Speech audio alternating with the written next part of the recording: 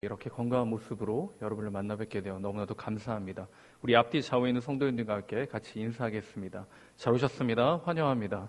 환영합니다. 네, 오늘부터 주일 오후 예배 시간에 우리 야고보서 말씀을 묵상하도록 하겠습니다. 오늘 그 설교를 1절부터 시작하지 않고 12절에서 시작하는 이유는 제가 작년 5월에 마지막 주 수요일에 아마 1절부터 이렇게 설교를 했기 때문에 그 다음 9절부터 우리가 말씀을 살펴보도록 하겠습니다. 우선 야고보서를 우리가 잠시 이해하기 위해서는 야고보서의 저자를 이해해야 합니다. 야고보서의 저자는 예수님의 형제 야고보가 썼다는 주장이 힘을 받고 있습니다. 이 서신이 기록된 이유는 이신 칭의의 교리에 제대로 이해하지 못한 성도들에게 이해하기 위해서 생활적인 측면을 강조하고 있는 것입니다. 행함이 없으면 죽은 믿음이다. 이렇게 강하게 행위를 강조하는 것이죠. 종교개혁자 루터는 야고보서를 보고 지푸라기 서신이라고 말합니다. 당시 교회의 문제는 외식이 문제였습니다. 잘하는 것처럼 보이지만 뒤에선 딴짓들을 한 것이죠. 그러므로 교회가 무너졌고 그러므로 종교개혁이 일어났기 때문입니다. 그래서 행위를 강조하는 야고보서를 아주 작은 것으로 이해했습니다. 물론 우리가 야고보서를 살펴보면 굉장히 크고 굵직하고 정말 메시지가 확실한 것들을 찾아보기는 힘듭니다. 하지만 뼈대가 있어야 하고 그 뼈대 안은 굵직한 기둥들이 들어서는 것을 바로 뼈대로부터 시작합니다. 뼈대가 잘 서야지만 기둥이 들어서고 건물이 되는 것입니다. 그렇게 야고보서는 바로 이 뼈대라고 할 수 있습니다. 우리가 그리스도를 믿고 하나님의 은혜를 입어 구원을 받았습니다. 그러면 거기서 끝이 나는가? 그렇지 않다는 것이죠. 우리는 구원을 받았기 때문에 어떻게 해야 됩니까? 행해야 하는 것입니다. 그것이 바로 야고보서가 우리에게 강조하고 있는 것입니다. 그런데 이것을 잘못 이해하면 행동으로 구원을 받을 수 있다로 빠질 수가 있는 것이죠. 그러므로 굉장히 중요한 이 야고보서를 우리가 매주 주일 오후마다 우리가 살펴보도록 하겠습니다. 이런 배경을 가지고 오늘 말씀을 우리가 받도록 하겠습니다. 오늘 설교 제목을 같이 한번 읽어보겠습니다. 설교 제목이 뭡니까? 시작! 복 있는 사람. 복 있는 사람입니다. 여러분, 이러한 설교 제목을 많이 접해 보셨죠? 통상적으로 복 있는 사람이라는 설교는 어디에, 어느 본문에 사용됩니까? 시편이죠. 시편 1편에 아마 여러분 늘 복 있는 사람이라는 제목을 가지고 설교를 들었을 것입니다. 그런데 제가 묵상해 보니 이 야고보서 1장 12절에서 18절까지의 말씀도 바로 복 있는 사람에 대해 설명하고 있는 것이죠. 우리 야고보서가 말하고 있는 복 있는 사람, 그 사람은 어떠한 사람인지 오늘 말씀을 같이 받으시고 우리도, 저와 여러분도 복 있는 사람으로 한 주간 또 평생토록 살아갈 수 있기를 간절히 축원드립니다.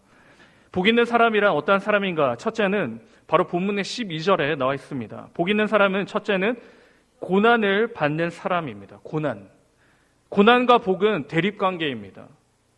세상에서는 힘들고 어려운 일을 당한 사람에게는 복 있는 사람이라고 말하지 않습니다. 그렇죠? 힘들고 어려운 사람들을 뭐라고 합니까? 불쌍한 사람, 불행한 사람, 운이 없는 사람이라고 합니다. 그러나 그리스도인들에게 있어서 고난은 불쌍하거나 운이 없는 것이 아닙니다. 본문 12절 상반절 말씀해 보시면 시험이 나옵니다. 시험. 이 시험이 무슨 시험인가? 원어로 살펴보면 유혹입니다. 유혹을 참는 자는 복이 있다라고 말합니다. 유혹은, 그리고 시험은 어떠한 사람이 받게 되는 것입니까? 준비된 사람들이 시험을 치게 됩니다. 준비된 사람만이 시험을 받을 자격이 있습니다. 본문에서 말하고 있는 이 유혹을 받을 자격은 무엇입니까? 무엇이 준비되어야 됩니까? 믿음입니다. 믿음의 준비가 되어 있어야 합니다. 믿음의 준비가 되어 있을 때 이 시험을 어떻게 할 수 있습니까? 견뎌낼 수 있는 것입니다. 인내할 수 있는 것이죠. 그러므로 시험과 유혹은 누구에게 나타납니까? 모든 믿는 자에게 나타나는 것입니다. 오늘도 유혹이 나타나는 것이고 오늘 아침에도 유혹을 느끼며 시험을 당하게 되는 것입니다. 그런데 이게 왜 우리에게 복이 됩니까? 시험과 고난을 통해 우리는 무엇을 하게 됩니까? 우리의 지금 상황을 파악할 수 있는 것입니다. 세상의 시험은 나의 현재 위치와 지식의 습득의 깊이 정도를 확인합니다. 하지만 그리스도인이 받게 되는 시험은 우리의 믿음의 깊이와 넓이를 확인할 수 있는 것이죠.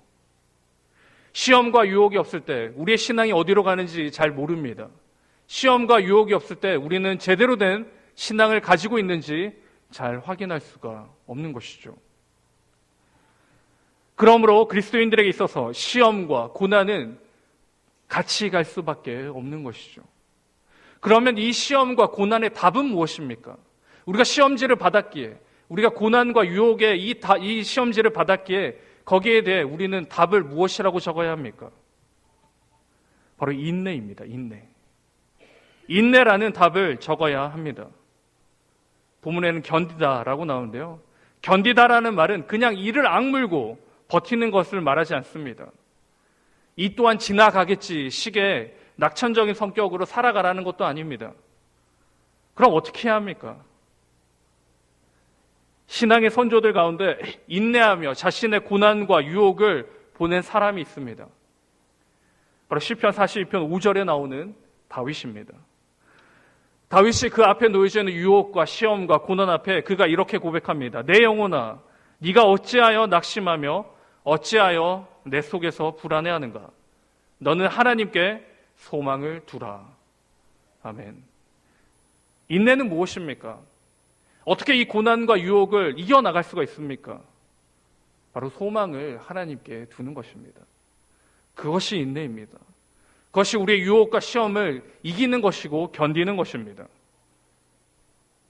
낙심하고 낙담하고 무너질지라도 앞에 아무것도 보이지 않을지라도 하나님을 손에서 놓지 않는 것, 그리고 그 하나님의 소망을 두는 것, 그것이 바로 인내라고 말하는 것입니다. 우리가 이 시험지에 인내라는 답을 적을 때 우리는 무엇을 얻게 됩니까? 영생을 얻게 되는 것이죠. 죽을 것 같았고 나는 없어질 것 같았지만 결국 인내라는 믿음으로 우리는 하나님 앞에 영생을 얻게 되는 것입니다. 반면에 고난과 유혹에 인내하지 못한 자들은 어떻게 합니까? 인내하고 참지 못하면 전가합니다. 남을 탓하는 것이죠. 다른 사람을 탓합니다. 원망합니다. 집안을 탓하고 또한 가지고 있는 것들을 탓합니다. 당시 사람들도 시험과 유혹과 그 앞에서 어떻게 합니까? 탓합니다. 누굴 탓하죠? 하나님을 탓하는 것이죠. 하나님을 탓하며 하나님을 원망합니다. 우리가 인내하지 못할 때 이 시험지 앞에서 우리는 실패하게 됩니다. 실패할 때 우리는 하나님을 원망합니다. 실패할 때 우리는 하나님을 탓합니다. 이 탓함을 통해서 우리는 생명의 면류관을 얻지 못하는 것이죠. 우리는 기억해야 합니다. 믿음이 있는 자는 시험과 고난이 함께합니다. 그런데 이 시험과 고난을 이길 방법이 있는 것이죠. 그것은 하나님께 소망을 두고 인내하는 것입니다. 그런데 우리가 인내하지 못할 때 하나님을 탓하게 되는 것이죠. 하나님을 원망하게 됩니다. 무엇입니까? 인내하고 소망을 하나님께 두지 못할 때 우리는 하나님 안에서 벗어나게 되는 것이죠. 하나님에게서 멀어지게 되는 겁니다. 영생이 아닌 멸망의 길로 달려가는 것이죠. 사랑하는 성도 여러분, 시험과 고난과 역경이 없는 사람이 없습니다. 그렇다면 이 시험과 고난과 유혹 가운데 우리는 어떠한 시험지에 답을 적어야 합니까? 하나님께 소망을 두는 인내를 기록해야 합니다. 오늘도 힘들고 내일도 힘들지만 그 힘듦이 끝이 있음을 기억하시고 하나님께 소망을 둘 때 우리에게는 영생이라는 하나님의 놀라운 축복이 허락해 주심을 기억하시기 바랍니다. 사랑하는 성도 여러분, 시험이 있기에 우리는 복을 누릴 수 있습니다. 시험이 있기에 우리는 하나님께 영광을 돌릴 수 있습니다. 그런데 이 시험에 우리가 제대로 된 답을 쓰지 못할 때 이 시험은 우리에게 절망이 되고 이 시험은 우리에게 멸망이 됩니다. 바라옵기는 저와 여러분이 하나님께 소망을 둔 그 바른 정답을 기록하심으로 하나님의 영광 안에 늘 거주하시는 복 있는 사람이 될 수 있기를 간절히 축원드립니다. 아멘. 두 번째로 복 있는 사람은 어떠한 사람인가? 성찰하는 사람입니다. 성찰. 세상에서는 눈치가 있는 사람이 오래 갑니다. 윗사람의 비위를 잘 맞추고 사람들의 감정을 잘 읽어 사업도 하며 승진도 합니다. 보편적으로는 그렇습니다. 세상에는 눈치가 있어야 합니다. 그렇다면 그리스도인들에게는 무엇이 있어야 하겠습니까? 성찰이 있어야 합니다. 성찰. 무엇에 대한 성찰인가? 내가 왜 지금 이 고난과 이 시험 가운데 있는지를 잘 성찰해야 합니다. 잘 파악해야 하는 것이죠. 고난과 시험은 도대체 어디서 오는가? 우리가 신앙생활하면서 여러 가지 질문 중에 가장 큰 질문이 됩니다. 나는 열심히 신앙생활하며 열심히 믿음 생활하고 열심히 교회 생활하는데 나는 왜 어려운가? 문제는 무엇일까요? 우리 13절, 14절 말씀을 같이 한 목소리로 읽겠습니다. 시작!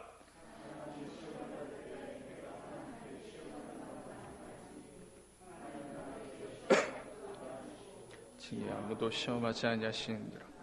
오직 각 사람이 시험을 받는 것은 자기 욕심에 끌려 미혹됨이야.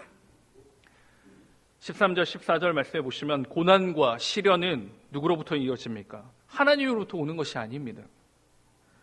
많은 사람들이 이렇게 기도합니다. 하나님, 왜 저에게 이런 시련과 고통을 주십니까? 여러분, 하나님께서 자기 백성들을 괴롭게 하시는 분입니까? 하나님께서 자기 자녀들을 아프게 하시는 분이실까요? 그렇지 않습니다. 본문에서 분명히 그렇게 말하지 않습니다. 본문에서 말하고 있는 우리의 고난과 시험과 유혹은 어디서 오는 것입니까?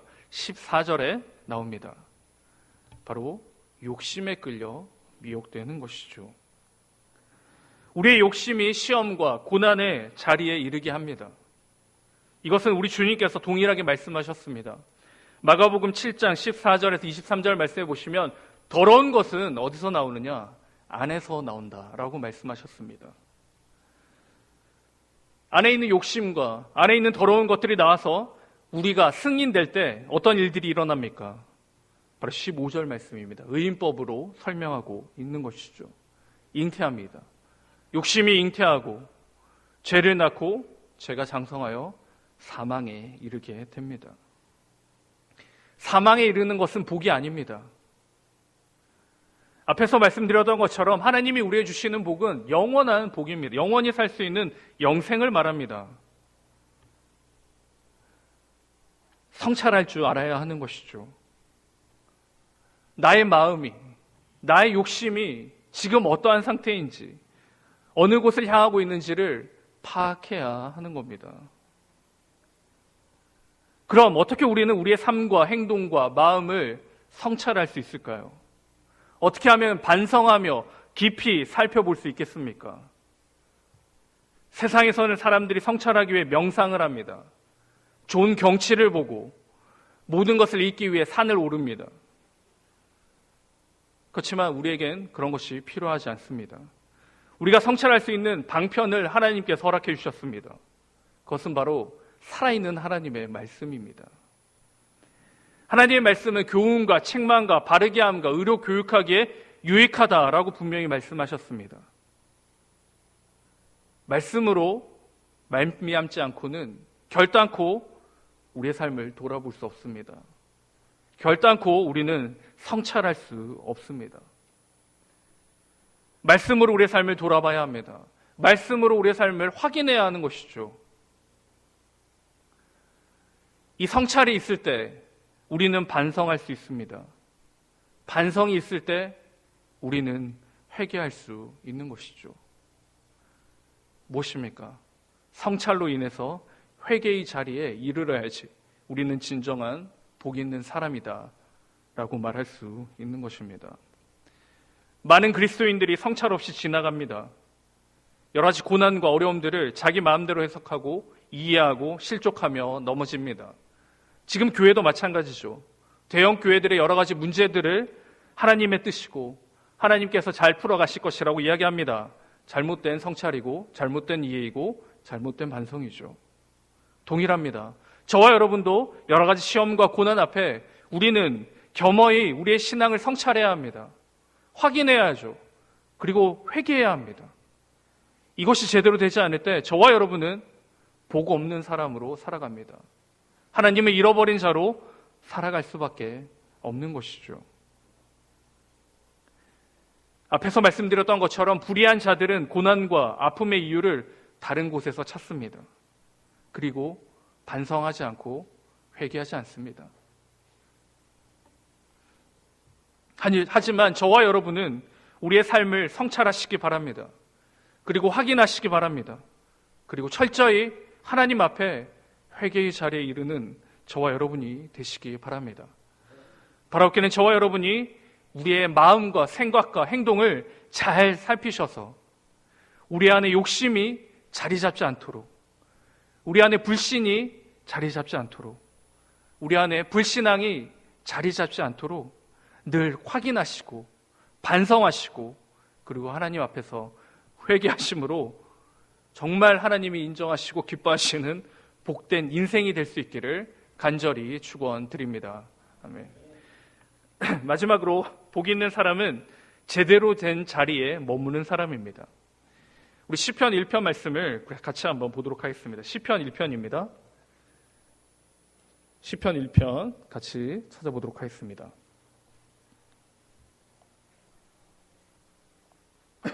시편 1편 1절 말씀을 우리 같이 한 목소리로 읽도록 하겠습니다. 시편 1편 1절입니다. 시작.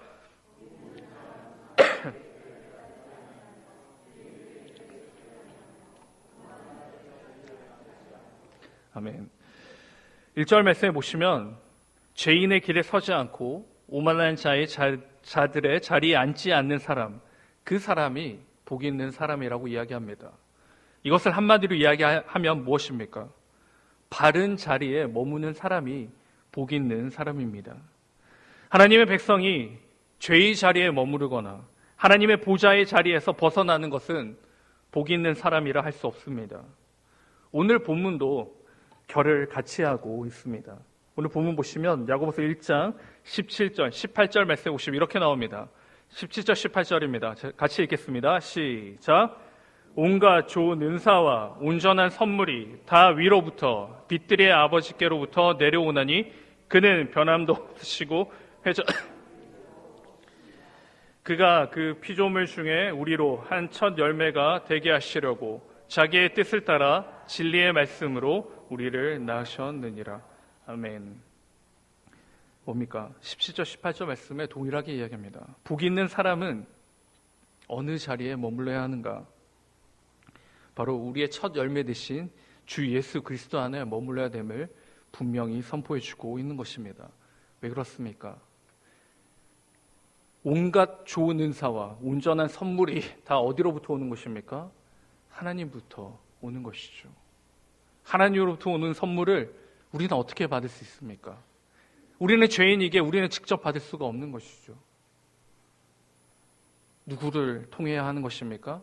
주 예수 그리스도의 보혈을 통해야지만 하나님의 놀라운 선물과 은사를 경험할 수 있는 것입니다. 우리가 머물러야 될 곳은 어디입니까? 바로 주 예수 그리스도 안에 있을 때 우리는 복 있는 사람이 되는 것입니다. 사랑하는 성도 여러분, 우리 주님께서도 동일하게 말씀해 주셨습니다. 마태복음 28장 20절 말씀해 보시면 마지막 절에 주님께서 우리에게 말씀하실 때 세상 끝날까지 너희와 항상 함께 있겠다라고 말씀해 주셨습니다. 우리 주님에게 문제가 없습니다. 우리 주님은 우리와 함께 합니다. 복을 충분히 받을 수가 있는 것이죠. 그런데 문제는 무엇입니까? 바로 저와 여러분에게 있습니다. 우리가 주님에게서 멀어지려고 노력하는 것이죠. 주님이 복이 아니라 고난으로 생각하며 주님이 복이 아니라 슬픔으로 생각하고 세상을 향해 달려갑니다. 자연스럽게 주님에서 멀어지는 것이죠. 그러면 어떻게 됩니까? 하나님 주신 가장 좋은 것을 우리는 누릴 수가 없게 되는 겁니다. 복이 있는데 그 복을 발로 차버리는 모습이 되는 것이죠. 사랑하는 성도 여러분, 최선을 다해 주님 안에 머물 수 있기를 바랍니다. 최선을 다해 기쁨으로 하나님 말씀에 순종하시고 최선을 다해 우리 삶으로 주님의 사랑을 나타낼 수 있기를 간절히 축원드립니다. 아멘. 사랑하는 성도 여러분, 복 있는 사람, 이 복이 참 세상과 똑같으면 될 텐데 세상과 다르기에 힘이 듭니다. 하지만 세상과 비교할 수 없는 복이기에 우리는 그 희생과 그 소망을 가지고 오늘도 걸어가게 되는 것입니다. 시험과 고난을 그리고 유혹을 잘 인내하시기 바랍니다. 그 인내하심으로 분명히 하나님께서는 우리에게 비교할 수 없는 복을 주실 것임을 약속해 주셨기 때문입니다. 그 하나님은 변함이 없으시고, 그 하나님은 그림자가 없으시고, 그 하나님은 저와 여러분과 함께 하신다라고 말씀해 주셨습니다. 그러므로 하나님 말씀 안에서 하나님을 붙들고 또 우리 삶에서 드러내는 그 삶을 살아가심으로 하나님 안에서, 말씀 안에서, 그리고 은혜 안에서 달려가시는 저와 여러분 복이 있는 사람이 될 수 있기를 간절히 축원드립니다. 아멘. 우리 말씀을 기억하시면서 같이 한 목소리로 기도하겠습니다.